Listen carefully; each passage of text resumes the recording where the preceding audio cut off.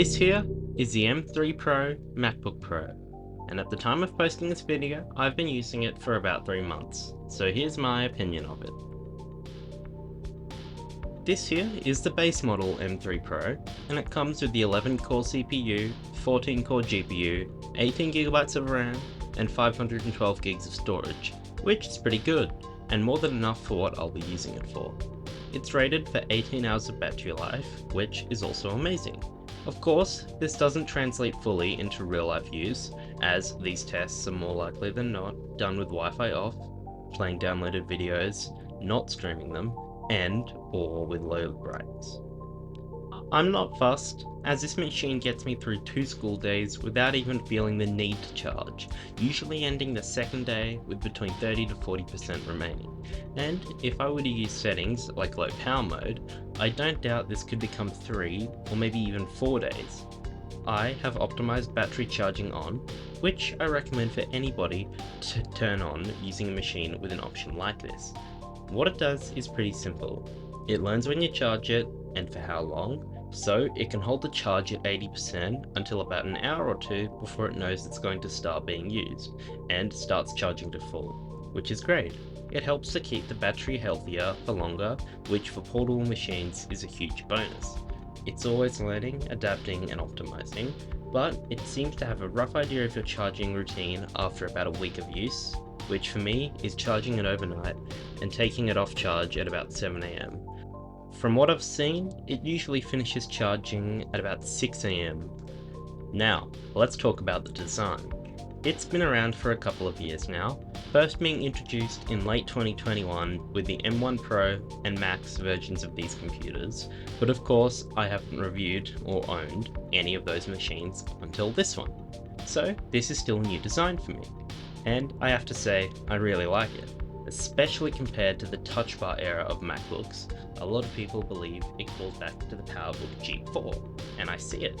Mine, of course, is space black, so the resemblance isn't as obvious, but it's definitely there with the thin bezels, thicker chassis, and black keyboard base.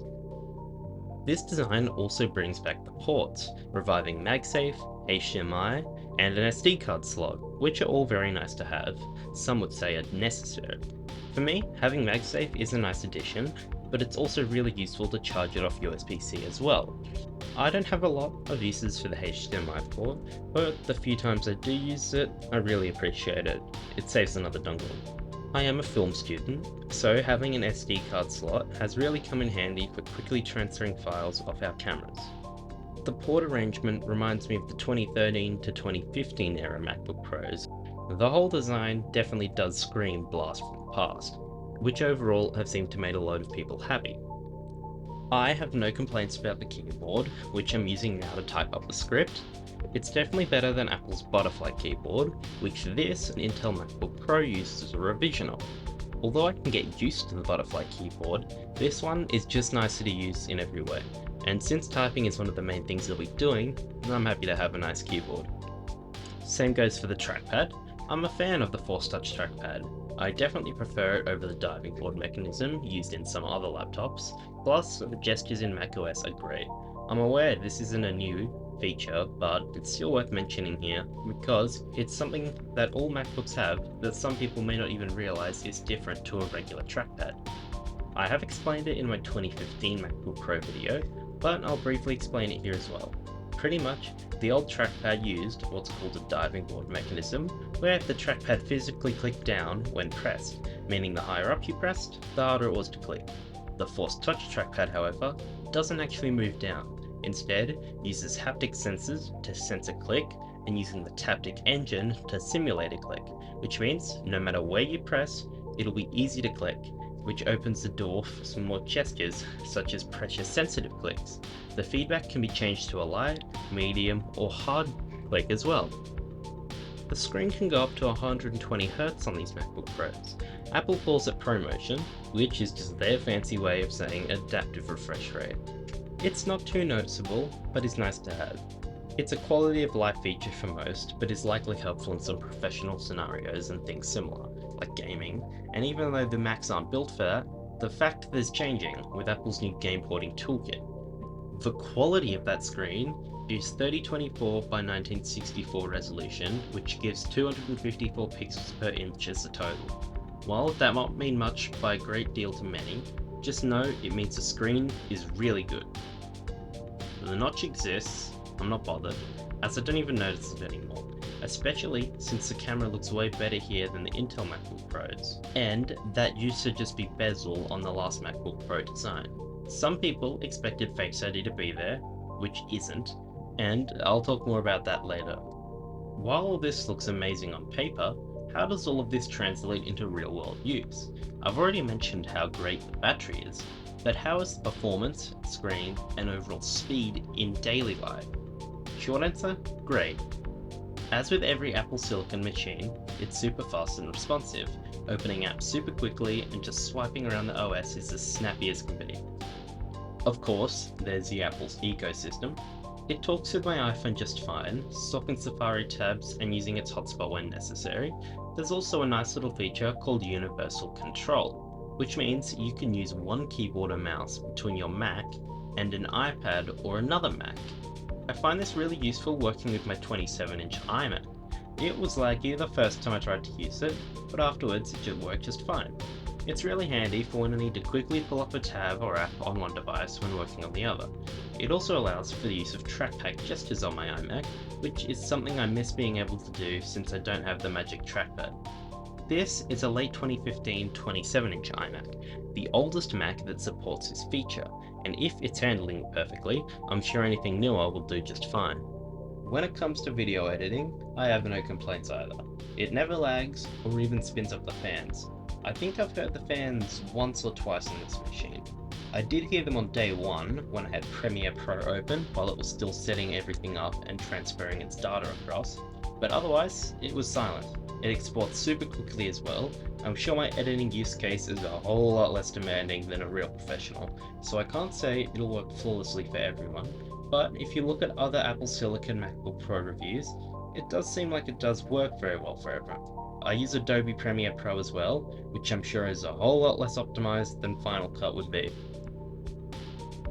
What are some other things I have to say? Well, for one, I really like being able to use iPad and iPhone apps on it.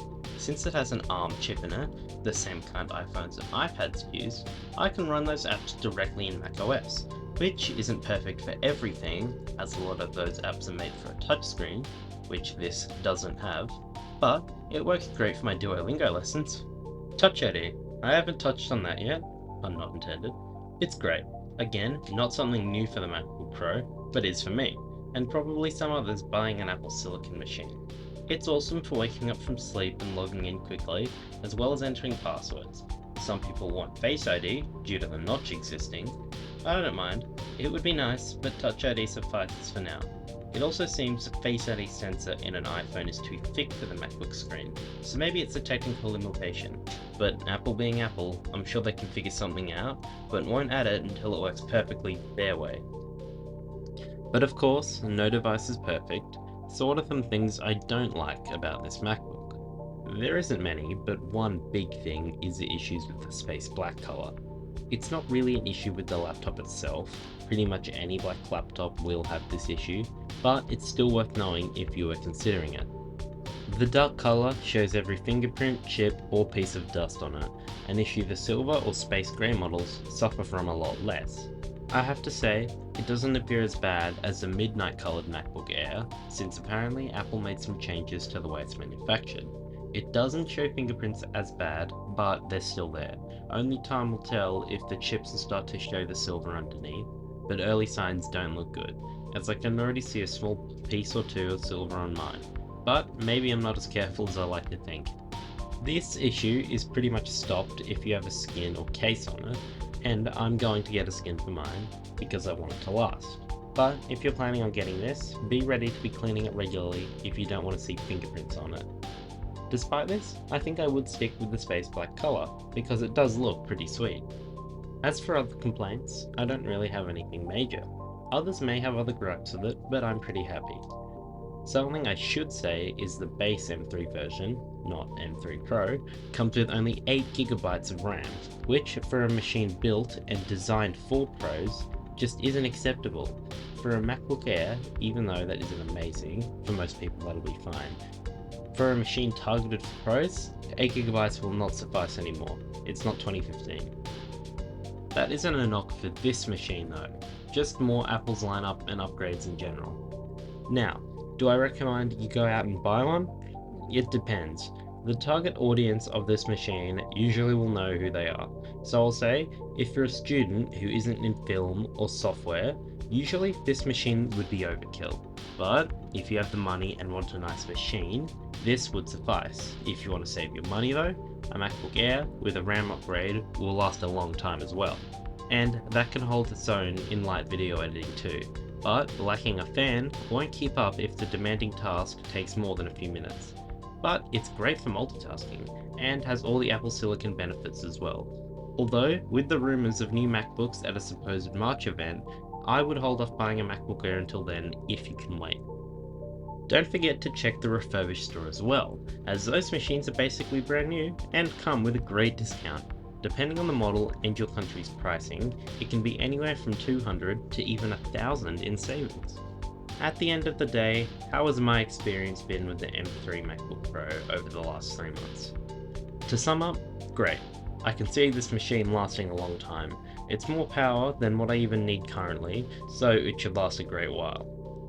For the everyday user, it's absolute overkill, but for those professionals who need a machine that can keep up with heavy tasks, has long-lasting battery life, and fans, this machine, or maybe even an M3 Max version, has your name on it. Overall, so far, I love my experience with this beast of a laptop, and I look forward to using it for years to come. Thank you for watching. Consider subscribing if you haven't already, and again, thank you for 100 subscribers. I'm pretty late in making a video afterwards, but thanks again. I'll see you in the next video. Bye.